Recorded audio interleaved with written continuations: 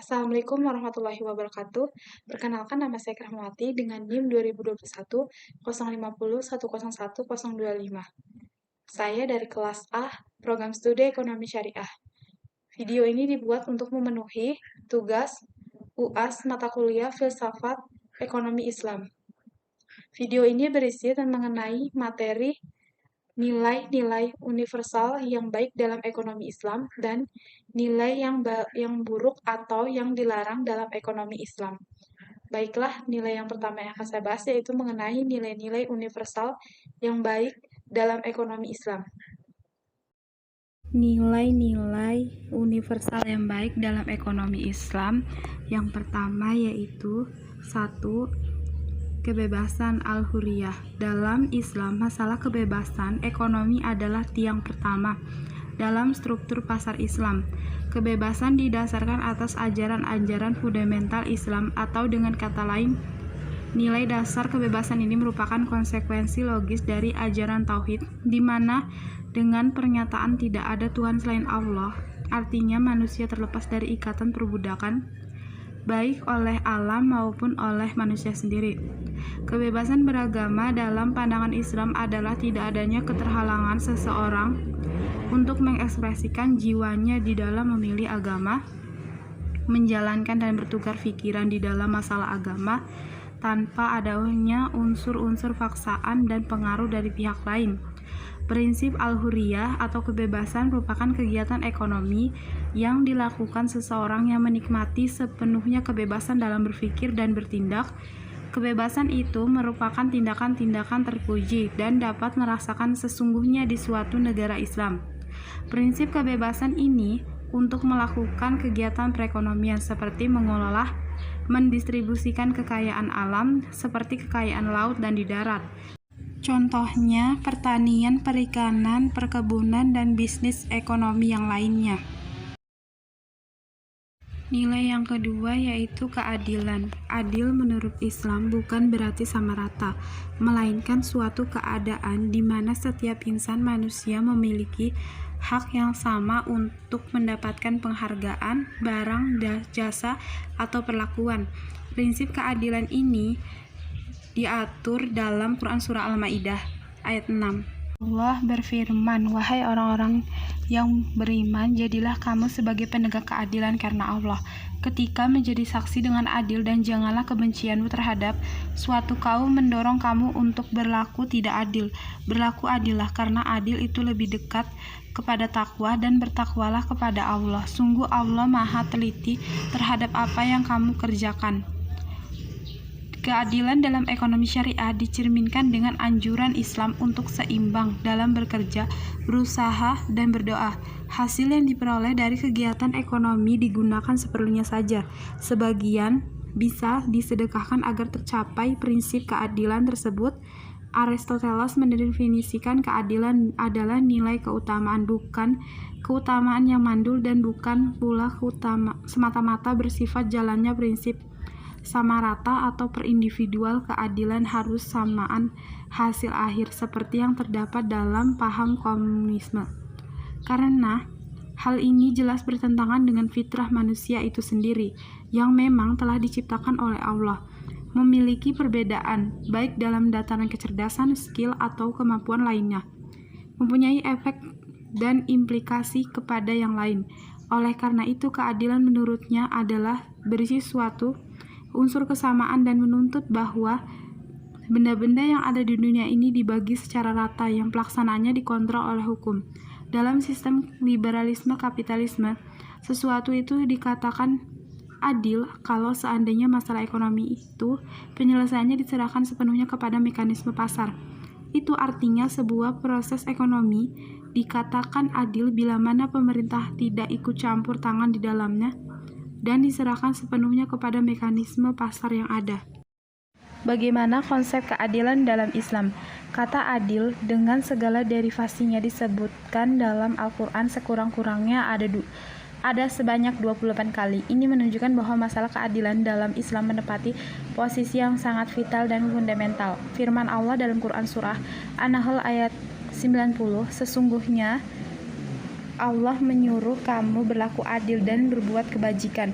memberi bantuan kepada kerabat, dan Dia melarang melakukan perbuatan keji, kemungkaran, dan permusuhan.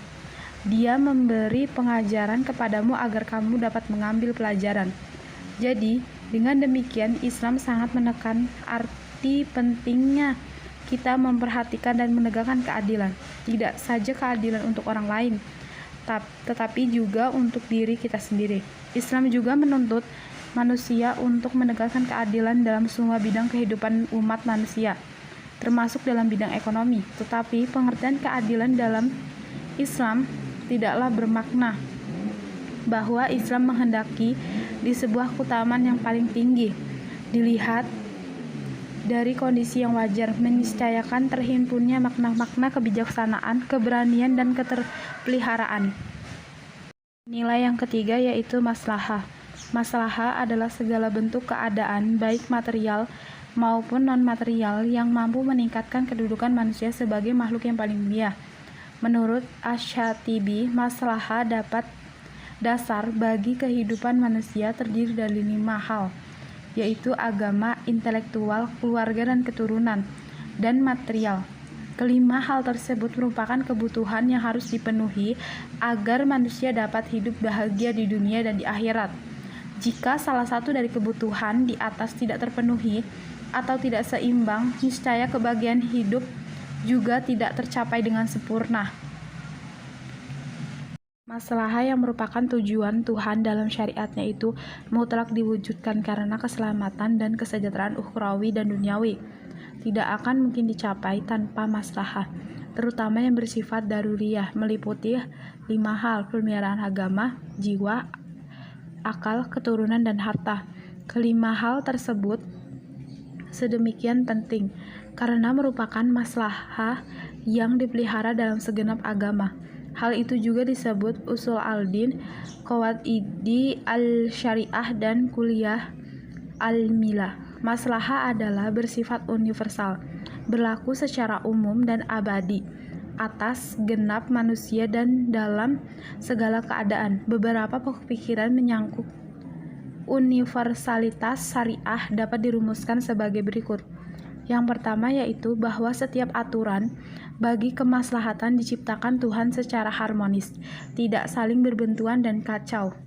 Yang kedua yaitu bahwa kemaslahatan itu berlaku secara khusus untuk pada suatu tempat tertentu saja. Yang ketiga, maslahah universal atau kuliah adalah maslahah yang diterima secara umum. Hal ini sesuai dengan sifat yang dimaksudkan Tuhan untuk berlaku secara umum menurut kondisi manusia. Apabila suatu ketika terdapat pertentangan antara maslahat universal dan maslahat parsial, maka yang diberlakukan adalah maslahat universal itu. Universalitas maslahat itu tidak hilang meskipun bertentangan dengan parsial. Sebagai contoh, kewajiban memelihara jiwa secara universal tetap berlaku meskipun dengan jalan menghilangkan jiwa seseorang melalui hukum qisas.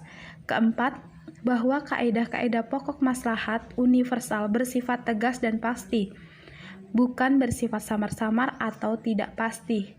Yang dimaksud dengan kaidah pokok di sini, kata Al-Syatibi, ialah kaidah-kaidah dalam teologi dan usul fikih. Dengan konsep maslahah, berbagai bentuk atau model ekonomi akan mendapatkan legalitasnya karena kebanyakan bentuk institut ekonomi yang berkembang saat ini secara utuh belum pernah ada di masa Rasulullah SAW. Pembagian maslahah secara umum dapat dibagi menjadi 3 bagian, yaitu yang pertama, al-maslahah al-mutarobah adalah kemaslahatan yang bisa dijadikan hujah dan tidak diragukan lagi penggunaannya. Yang kedua yaitu al-maslahah al-mulegah adalah kemaslahatan yang tidak ada teksnya dalam syariah, bahkan bertentangan dengan Al-Quran dan hadis. Yang ketiga, al-maslahah al-mursalah adalah ketika tidak ada teks yang membatalkan dan juga tidak ada ketentuan khusus yang terkait dengannya, atau bisa disimpulkan bahwa al-maslahah al-mursalah adalah kemaslahatan yang tidak disebut ataupun dihapuskan oleh dalil syariah. Nilai yang keempat yaitu keseimbangan atau equilibrium atau tawanzu. Keseimbangan merupakan nilai dasar yang mempengaruhi berbagai aspek tingkah laku ekonomi seseorang muslim. Keseimbangan adalah tidak berat sebelah, baik itu usaha-usaha kita sebagai individu yang terkait dengan keduniaan dan keakhiratan maupun yang terkait dengan kepentingan diri dan orang lain tentang hak dan kewajiban. Sebagaimana Allah menyebutkannya dalam Quran Surah Al-Baqarah ayat 201. Dan di antara mereka adalah orang yang berdoa, "Ya Tuhan kami, berikanlah kami kebaikan di dunia dan kebaikan di akhirat, dan peliharalah kami dari siksa neraka." Konsep utama ekonomi Islam adalah keseimbangan. Segala prinsip dalam industri keuangan Islam memiliki tujuan memberikan kesejahteraan kepada masyarakat. Ada 3 bagian menjelaskan tentang keseimbangan. Di antaranya yang pertama, keseimbangan antara kebutuhan jasmani dan rohani.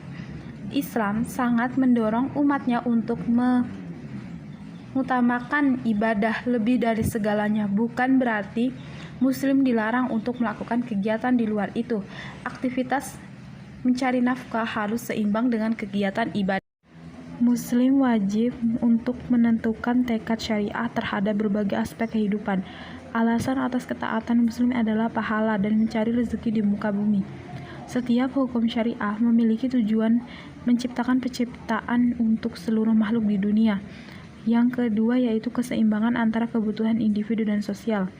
Ekonomi Islam berusaha mewujudkan keseimbangan antara kebutuhan individu dan sosial masyarakat. Seorang muslim diharap peduli dengan sesama manusia ketika melakukan aktivitas bekerja atau berbisnis. Keadilan sangat dijunjung dalam ekonomi syariah, karena setiap manusia memiliki tanggung jawab sosial dengan memanfaatkan hasil bumi secara bijak. Yang ketiga yaitu keseimbangan dalam konsep transaksi murabahah. Berbagai konsep transaksi jual beli telah dirumuskan dalam ekonomi Islam. Salah satu transaksi yang boleh dilakukan oleh muslim adalah murabahah. Transaksi murabahah adalah akad jual beli barang dengan menyatakan perolehan dan keuntungan margin yang disepakati oleh penjual dan pembeli. Transaksi jual beli yang dilakukan oleh muslim harus berdasarkan konsep murabahah. Pada dasarnya, konsep murabahah memiliki tujuan menciptakan keseimbangan manfaat yang didapat oleh berbagai pihak. Nilai yang kelima yaitu tolong-menolong. Pengertian ta'awun dalam Islam adalah sikap saling tolong-menolong dalam kebaikan antara sesama manusia, terlebih lagi kepada saudara seiman. Karena hubungannya sesama muslim itu sangat dekat. Mereka dipersatukan oleh keyakinan yang sama, yaitu keyakinan terhadap Tuhan, terhadap Allah yang Maha Esa sebagai satu-satunya Tuhan yang disembah. Seseorang yang memiliki sikap ta'awun akan memiliki jiwa sosial yang tinggi, hati yang lembut, tidak menyukai permusuhan, mengutamakan tali persaudaraan dan mengharapkan imbalan atas apa yang dilakukannya, serta yang utama sekali ikhlas dalam beramal. Dalam aktivitas ekonomi, tolong-menolong antara sesama umat Islam dapat diimplementasikan dalam bentuk zakat, infak, serta sedekah, dan lain-lain. Konsep tolong-menolong dalam ekonomi Islam akan berdampak positif terhadap perbaikan ekonomi di masyarakat, baik secara langsung maupun tidak, karena prinsip tolong-menolong dalam ekonomi Islam merupakan pendistribusian pendapatan dan kekayaan umat yang mampu dapat dimanfaatkan dengan baik dan merata. Nilai yang keenam yaitu persaudaraan dan kebersamaan. Dalam sistem ekonomi liberalisme kapitalisme lebih menekankan penghormatan terhadap individu secara berlebihan. Dalam asumsi mereka, bila setiap individu sudah sejahtera, maka masyarakatnya otomatis akan sejahtera. Pendapat itu berdasarkan dari pemikiran Adam Smith yang menyatakan terdapat hubungan yang simetris antara kepentingan pribadi dan publik. Dalam sistem ekonomi sosialisme, sistem ini lebih mementingkan nilai kebersamaan dan persaudaraan antara sesama manusia dari nilai-nilai individualisme.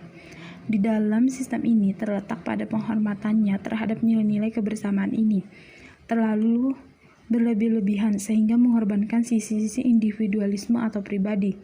Dalam sistem ekonomi Islam adalah prinsip tauhid yang dibawa Islam yang mengajarkan tiada Tuhan selain Allah, memiliki persamaan antara manusia, bahwa setiap manusia adalah bersumber dari satu, yaitu Allah Subhanahu wa Ta'ala. Dengan kata lain, di dalam Islam tidak ada perbedaan sosial atas warna kulit dan keadaan fisik. Mereka adalah sama semua milik Allah Subhanahu wa Ta'ala. Jadi, dengan konsep kebersamaan yang dibawa Islam telah menciptakan konsep baru dalam sistem demokrasi yang tidak sama dengan demokrasi Barat. Bila demokrasi Barat hanya mengaitkan konsep persamaan tersebut hanya di depan hukum, tetapi di dalam Islam manusia sama di depan Tuhan. Jadi, arti demokrasi di dalam Islam tidaklah hanya bernuansa insaniyah, kemanusiaan, tetapi juga bernuansa ilahiyah, ketuhanan. Nilai yang ketujuh yaitu merata. Dalam distribusi kekayaan yang adil, prinsip ekonomi Islam adalah pengakuan atas hak masyarakat dan redistribusi kekayaan. Mekanisme pendistribusian kekayaan dalam Islam adalah dengan melalui mekanisme zakat. Tujuan yang ingin dicapai dalam suatu sistem ekonomi Islam berdasarkan konsep dasar dalam Islam, yaitu tauhid, dan berdasarkan rujukan kepada Al-Quran dan Sunnah adalah sebagai berikut. A. Pemenuhan kebutuhan dasar meliputi pangan, sandang, papan, kesehatan, dan pendidikan untuk setiap lapisan masyarakat. B. Memastikan kesetaraan kesempatan untuk semua orang. C. Mencegah terjadinya pemusatan kekayaan dan meminimalkan kepentingan distribusi pendapatan dan kekayaan di masyarakat. D. Memastikan kepada setiap orang kebebasan untuk mematuhi nilai-nilai moral. E. Memastikan stabilitas dan pertumbuhan ekonomi. Menurut ilmu ekonomi, masalah ekonomi muncul karena adanya keinginan manusia yang tidak terbatas, sementara sumber daya yang tersedia terbatas, di mana faktor utama permasalahan ekonomi adalah masalah kelangkaan.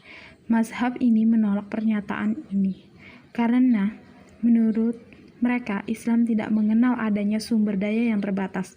Dalil yang mereka pergunakan untuk memperkuat argumentasi mereka adalah Al-Quran.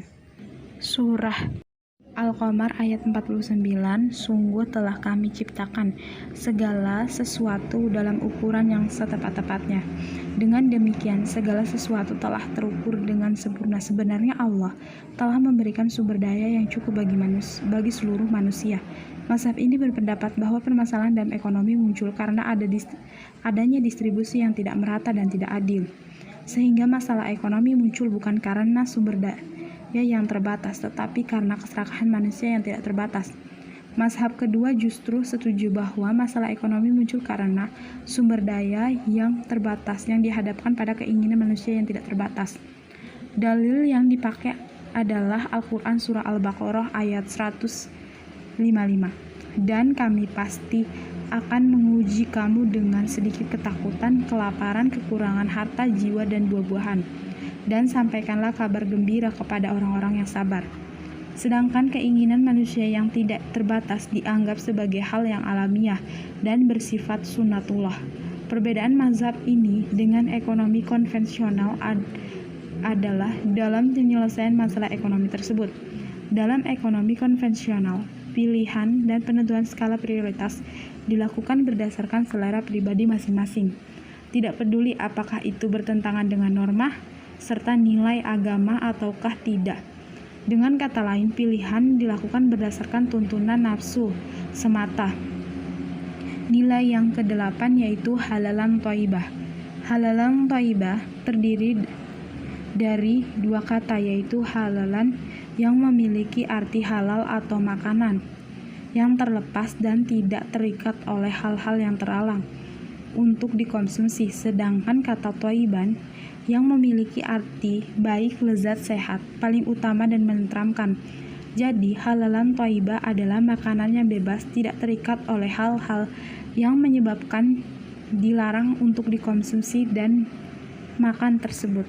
dapat menyehatkan badan. Al-Ghazali lalu mengutip sebuah hadis yang diriwayatkan Imam Tabarani, "Perbaikilah makananmu, niscaya Allah akan mengabulkan doamu." Oleh karena itu, dalam ajaran Islam kita hanya diperbolehkan mengonsumsi makanan atau minuman yang jelas halal lagi baik. Allah Subhanahu wa Ta'ala berfirman, "Hai sekalian manusia, makanlah yang halal lagi baik dari apa yang terdapat di bumi, dan janganlah kamu mengikuti langkah-langkah setan, karena sesungguhnya setan itu adalah musuh nyata bagimu." Quran Surah Al-Baqarah ayat 168. Dalam kitab Muhammad Mufradat Al-Fad Al-Quran Al-Karim, Al-Ridhob Al-Isfahani mengatakan bahwa kata halal secara etimologi berasal dari kata hala hulu halalan wa halalah wa hulalah, yang berarti melepas, mengurai, membubarkan, memecahkan, membebaskan, dan membolehkan. Sedangkan secara terminologi, kata halal mempunyai arti hal-hal yang boleh dan dapat dilakukan karena bebas atau tidak terikat dengan ketentuan-ketentuan yang melarangnya, atau segala sesuatu yang bebas dari bahasa duniawi atau ukhrawi. Materi yang kedua yaitu mengenai nilai-nilai yang buruk atau nilai yang dilarang dalam ekonomi Islam. Nilai yang buruk atau yang dilarang dalam ekonomi Islam, yang pertama yaitu riba. Pengertian riba. Riba berarti aziyadah, artinya tambahan. Sedangkan menurut terminologi adalah kelebihan atau tambahan pembayaran tanpa ada ganti atau imbal yang disyaratkan bagi salah seorang dari dua orang yang membuat akad. Di antara akad jual beli yang dilarang keras antara lain adalah riba. Riba secara bahasa berarti penambahan, pertumbuhan, kenaikan, dan ketinggian. Sedangkan menurut syara, riba berarti akad untuk satu ganti khusus tanpa diketahui perbandingannya dalam penilaian syariat, ketika berakad atau bersama dengan mengakhiri kedua ganti atau salah satunya. Dengan demikian, riba menurut istilah ahli fikih adalah penambahan pada salah satu dari dua ganti yang sejenis tanpa ada ganti dari tambahan ini. Jenis-jenis riba yang pertama yaitu riba fadl, yaitu tukar menukar dua barang yang sama jenisnya dengan kualitas berbeda yang disyariatkan oleh orang yang menukarkan. Contoh, tukar menukar emas dengan emas, perak dengan perak, beras dengan beras, dan sebagainya. Yang kedua yaitu ribayat, yaitu berpisah dari tempat sebelum ditimbang dan diterima. Maksudnya, orang yang membeli suatu barang, kemudian sebelum ia menerima barang tersebut dari si penjual, pembeli menjualnya kepada orang lain. Jual beli seperti itu tidak boleh, sebab jual beli masih dalam ikatan dengan pihak pertama. Yang ketiga yaitu riba nasiah, yaitu riba yang dikenakan kepada orang yang berhutang, disebabkan menghitung waktu yang ditangguhkan. Contoh, Aisyah meminjam cincin 10 gram pada Aminah. Oleh Aminah disyaratkan membayar tahun depan dengan cincin emas sebesar 12 gram.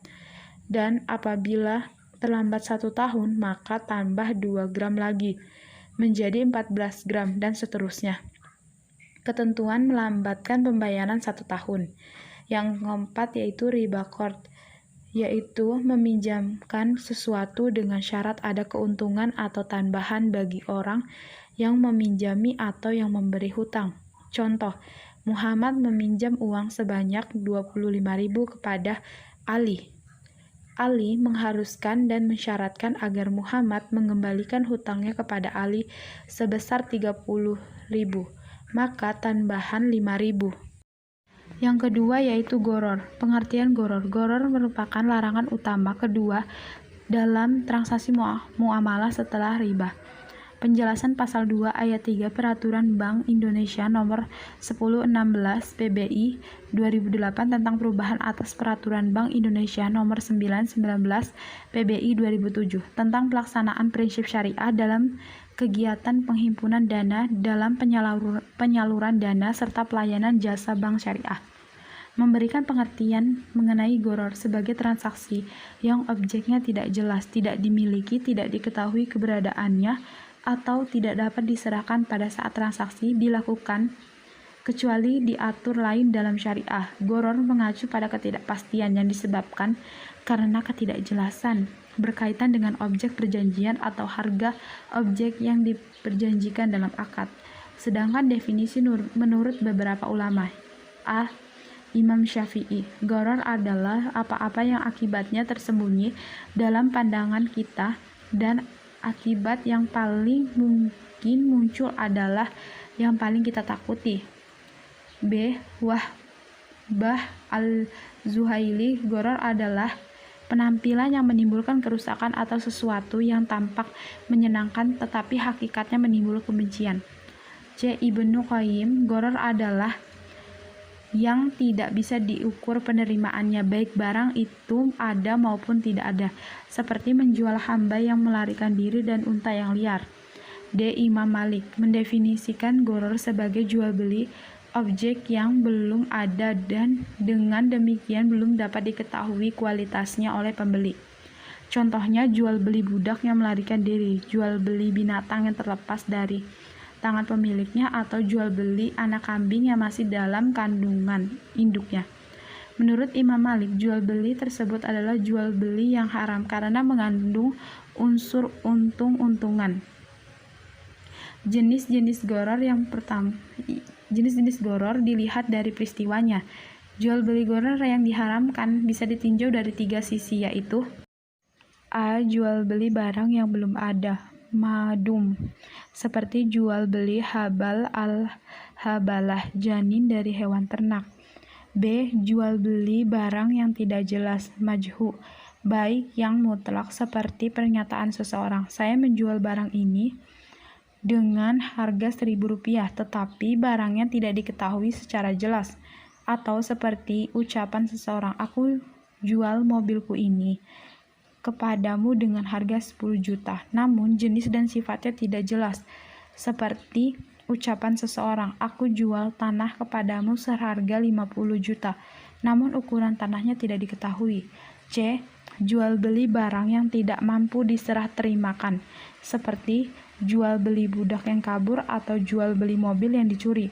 Ketidakjelasan ini terjadi pada harga barang dan pada akad jual belinya. Yang ketiga yaitu maishir. Pengertian maishir. Maishir adalah transaksi yang digantungkan pada suatu keadaan yang tidak pasti dan bersifat untung-untungan. Identik dengan kata maishir adalah qimar. Menurut Muhammad Ayub, baik maishir maupun qimar dimasukkan sebagai permainan untung-untungan. Dengan kata lain yang dimaksud dengan maishir adalah perjudian. Kata maishir dalam bahasa Arab secara harfiah adalah memperoleh sesuatu dengan sangat mudah tanpa kerja atau mendapatkan keuntungan tanpa bekerja, yang disebut berjudi. Judi dalam terminologi agama diartikan sebagai suatu transaksi yang dilakukan oleh dua pihak untuk kepemilikan suatu benda atau jasa yang menguntungkan satu pihak atau merugikan pihak lain dengan cara mengaitkan transaksi tersebut dengan suatu tindakan atau kejadian tertentu. Agar bisa dikategorikan judi, harus ada 3 unsur untuk dipenuhi. Pertama, adanya taruhan, harga atau materi yang berasal dari pihak yang berjudi. Kedua, adanya suatu permainan yang digunakan untuk menentukan pemenang dan yang kalah. Ketiga, pihak yang menang mengambil harta sebagian atau seluruhan yang menjadi taruhan, sedangkan pihak yang kalah kehilangan hartanya. Contoh maishir ketika jumlah orang-orang masing-masing kupon togel dengan harga tertentu dengan menembak 4 angka lalu diadakan undian dengan cara tertentu untuk menentukan 4 angka yang akan keluar. Makna ini adalah undian haram sebab undian ini telah menjadi bagian dari aktivitas judi. 4. Zalim. Pengertian zalim. Menurut bahasa Arab, kata zalim dalam ajaran Islam berarti zalimnya, maknanya sebuah perkara atau sesuatu yang kondisinya bukan selayaknya. Orang yang melakukan perbuatan zalim dinamakan dengan zalimin. Kemudian perbuatan zalim memiliki lawan kata berupa adil. Berdasarkan ajaran agama Islam, definisi zalim ialah sebuah perkara yang ditempatkan pada tempat yang bukan semestinya. Kata zalim menurut etimologi merupakan kata pengadopsian dari bahasa Arab yaitu ghalama yang maknanya gelap. Namun, kata zalim dalam Al-Quran menggunakan kata baghyu dan zulm yang berarti hak orang lain yang dilanggar oleh perbuatan seseorang. Secara luas, pengertian zalim ialah penyandaran dari sebuah kalimat yang dibandingkan dengan baghyu. Jenis-jenis zalim yang pertama yaitu A. Zalim kepada Allah Subhanahu wa Ta'ala. Zalim kepada Allah Subhanahu wa Ta'ala dapat diartikan sebagai kategori kezaliman paling tinggi. Adapun contoh zalim kepada Allah Subhanahu wa Ta'ala yaitu halik atau tidak mengakui adanya Allah Subhanahu wa Ta'ala, berbuat syirik, tidak takut kepada Allah Subhanahu wa Ta'ala, dan sebagainya. B. Zalim kepada anggota tubuh pemberian Allah Subhanahu wa Ta'ala ialah perbuatan wajib untuk menjaga sebaik mungkin karunia dari Allah. Maka dari itu, penggunaan anggota tubuh semestinya untuk melakukan perbuatan yang membuat dirinya semakin dekat kepada Allah Subhanahu wa Ta'ala. Fungsi anggota tubuh tidak seharusnya untuk melakukan perbuatan maksiat. Anggota tubuh sering digunakan untuk melakukan perbuatan zalim seperti menyakiti orang lain sehingga dapat menjauhkan kita dari Allah Subhanahu wa Ta'ala. C. Zalim kepada harta. Macam zalim selanjutnya ialah zalim kepada harta benda. Allah Subhanahu wa Ta'ala mengaruniakan kita harta benda sebagai titipan. Untuk itu Allah Subhanahu wa Ta'ala bisa mengambilnya sewaktu-waktu. Harta benda yang berupa karunia Allah ini harus dimanfaatkan dengan sebaik mungkin, seperti menolong orang yang membutuhkan bantuan maupun fakir miskin. Tetapi kita seringkali melihat contoh zalim kepada harta benda seperti menghambur-hambur uang dan sebagainya. D. Zalim kepada sesama manusia ialah bentuk zalim yang bentuknya penghinaan, fitnah, pemukulan, dan perbuatan buruk lainnya. Contoh perbuatan zalim seperti ini mungkin sering kita jumpai, bahkan sering luput dari pembahasan dan dilupakan. E. Zalim kepada sesama makhluk. Perbuatan zalim seperti ini banyak sekali bentuknya ketika dilakukan pada sesama makhluk. Adapun contoh zalim kepada sesama makhluk yaitu seperti tidak memberi makan binatang peliharaan, merusak lingkungan, menyiksa hewan, dan sebagainya. Contoh zalim berdasarkan hadis. Contoh zalim menurut hadis sahih riwayat Ibnu Sirin dijelaskan bahwa jika ia mengetahui keburukan saudaranya dan menyebutkan kepada orang lain serta kebaikan dari saudaranya disembunyikan, maka termasuk perbuatan zalim seseorang kepada saudaranya. Kemudian, contoh kezaliman juga terdapat dalam kisah Abu Dzar Al-Ghifari dari Rasulullah SAW yang menjelaskan bahwa kezaliman atas dirinya dianggap haram di antara manusia. Maka dari itu perbuatan zalim tersebut dilarang. Kezaliman tersebut merupakan kegelapan di hari kiamat dan perlu ditakuti oleh para makhluk hidup. Sesuai dengan sabda hadis lain Muhammad. Dalam konteks kehidupan sehari-hari, banyak contoh perbuatan zalim yang tanpa disadari ada di sekitar kita. Misalnya pemerintah yang melakukan penggelapan dana bantuan untuk memperkaya diri sendiri. Tindakan tersebut merupakan bentuk zalim kepada masyarakat karena tidak menyampaikan amanah atau bantuan yang sudah diembannya. Yang kelima yaitu tadlis. Pengertian tadlis. Tadlis artinya penipuan. Tadlis pada jual beli dalam hukum Islam itu diharamkan. Karena tadlis merupakan penipuan yang dilakukan dalam transaksi jual beli oleh pihak penjual terhadap barang atau objek yang dijualnya kepada pembeli. Macam-macam tadlis yaitu hal-hal yang tergolong ke dalam unsur tadlis tersebut dapat diuraikan sebagai berikut. A. Tadlis dalam hal kualitas adalah penipuan dalam transaksi jual beli yang dilakukan oleh penjual kepada pembeli terhadap mutu atau kualitas barang yang dijual. Mengatakan barang yang sejatinya bermutu buruk tetapi dikatakan kepada pembeli barang tersebut bermutu baik dan berharga tinggi. B. Tadlis dalam hal kualitas yang penipuan dilakukan oleh pihak penjual terhadap jumlah yang akan diterima kepada pihak pembeli. Penipuan atas jumlah barang yang diterima oleh pembeli tidak sesuai dengan akad perjanjian atau kuantitas barang atau objek. Jual beli bersifat gharar atau tidak pasti. C. Tadlis dalam hal harga ialah penipuan harga jual yang dilakukan oleh penjual kepada pembeli. Dalam hal ini, seperti penjual tidak memberitahukan secara jujur berapa harga pokok dan keuntungan didapat di atas barang tersebut, menjual barang dengan keuntungan yang berlipat ganda atau melebihi harga pokok. B. Tadlis dalam hal waktu yang penyerahannya ialah penipuan yang dilakukan oleh penjual kepada pembeli atas waktu penyerahan barang yang telah disepakati pada saat di awal akad. Penyerahan barang tidak sesuai waktu yang disepakati tanpa menginformasikan alasan tertentu kepada pihak pembeli. Yang keenam yaitu syubhat.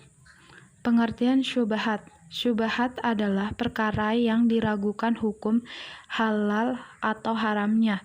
Ketika suatu perkara tidak jelas status hukumnya, maka Islam mengajarkan untuk meninggalkan perkara tersebut agar tidak terjatuh pada perkara haram. Dalam buku Ensiklopedia Hukum Islam, ditulis bahwa syubhat adalah suatu hal yang ketentuan hukumnya tidak diketahui dengan pasti, apakah dia halal atau diharamkan. Pada pengertian yang lebih luas lagi, syubhat adalah sesuatu yang tidak jelas apakah benar atau tidak, atau masih mengandung kemungkinan benar atau salah. Jenis-jenis syubhat. Perkara syubhat ini terbagi menjadi 3 jenis. Menurut ulama mazhab Syafi'i, Muhammad bin Ibrahim ibnu Muzhir an-Naisaburi, penjelasannya adalah sebagai berikut. Pertama, sesuatu yang haram bercampur dengan yang halal. Misalnya, buah hasil curian termasuk makanan haram. Lalu, buah itu tercampur dengan sekeranjang buah halal lainnya. Dalam hal ini, makanan haram yang bercampur dengan makanan halal serta tidak bisa dibedakan buah mana yang hasil curian dan buah mana yang halal, maka ini tergolong perkara syubhat. Kedua, perkara halal. Lalu muncul keraguan. Misalnya, seseorang sudah berwudu untuk salat, lalu ia ragu apakah sudah batal atau belum. Dalam kasus ini, perkara syubhatnya tidak berpengaruh apa-apa karena keraguan itu muncul atas hal yang pasti. Karenanya, ia dapat tetap salat dan ibadahnya tergolong sah. Ketiga, perkara yang belum jelas status halal atau haramnya.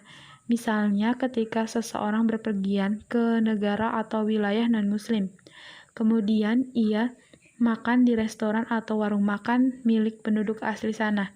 Jika ia tidak bertanya, maka ia tidak tahu status makanan tersebut. Jika makanan itu daging, belum tentu hewan tersebut disembelih sesuai syariat Islam, atau bisa jadi juga daging yang haram. Yang ketujuh yaitu khianat. Pengertian khianat. Khianat adalah sifat terlaknat, penghancur seluruh umat. Sebuah sifat yang menjadikan kaum-kaum terdahulu mendapatkan azab yang amat berat. Dialah sifat tercela bagi hamba yang senantiasa berbuat maksiat. Islam sangat mencela sifat khianat karena ia termasuk perbuatan tercela sekaligus maksiat. Makna dan hakikat khianat adalah lawan dari amanah. Khianat bisa diartikan sebagai suatu perbuatan yang tidak melaksanakan atau menjaga apa yang diamanahkan, dan menjadi kewajibannya kepada Allah dan Rasulullah.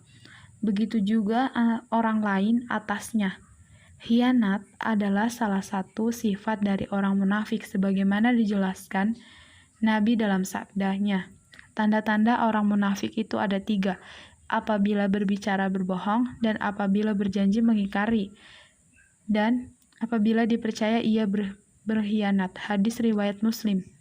Macam-macam khianat. Yang pertama yaitu khianat terhadap Allah dan Rasul-Nya.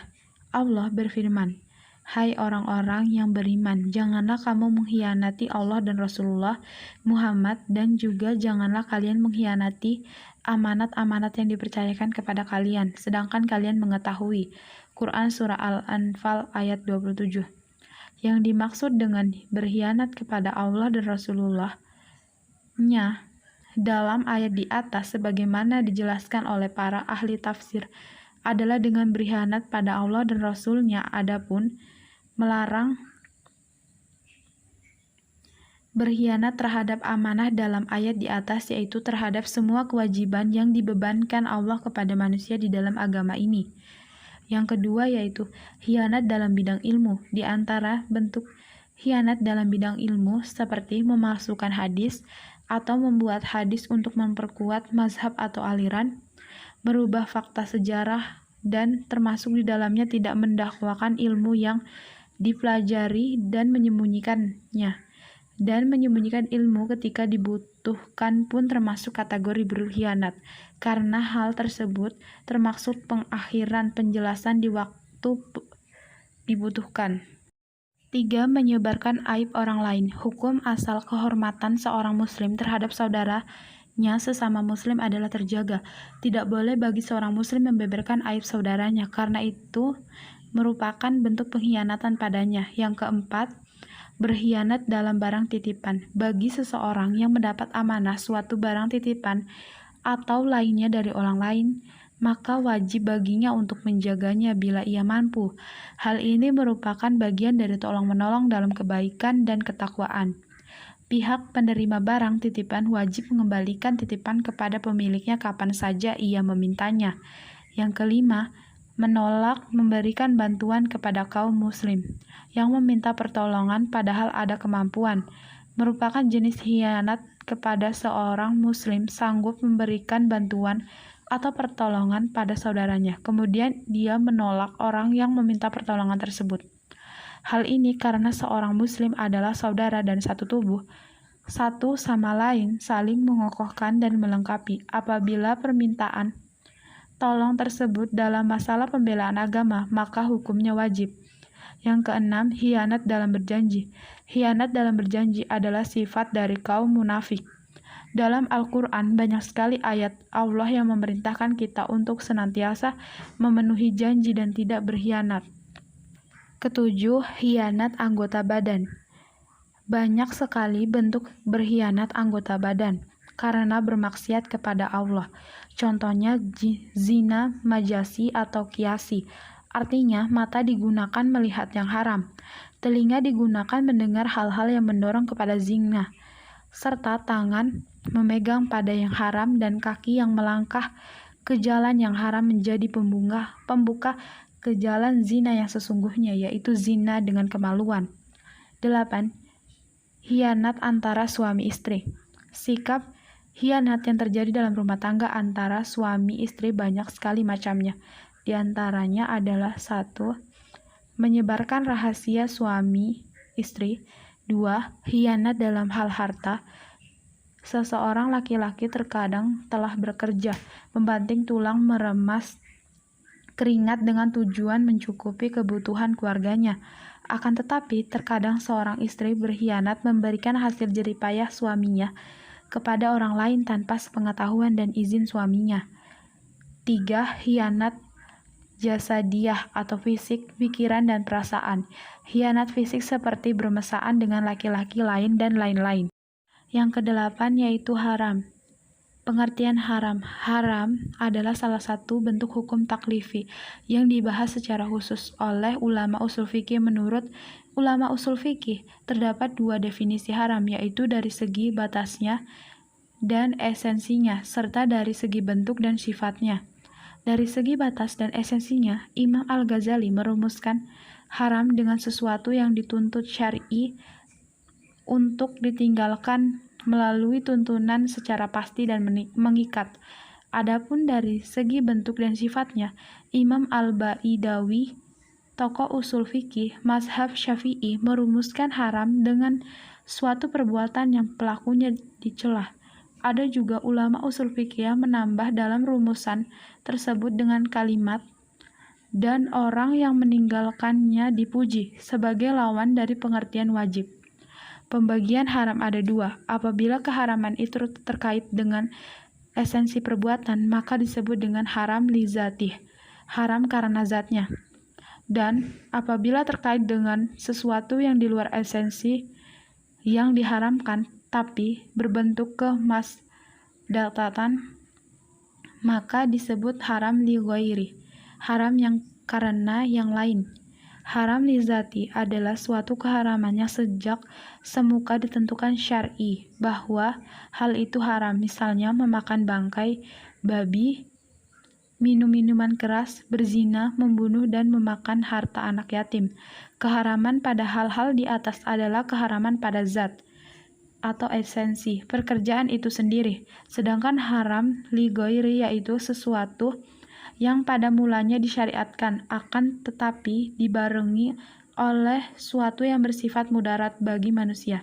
Keharamannya disebabkan oleh adanya mudarat itu.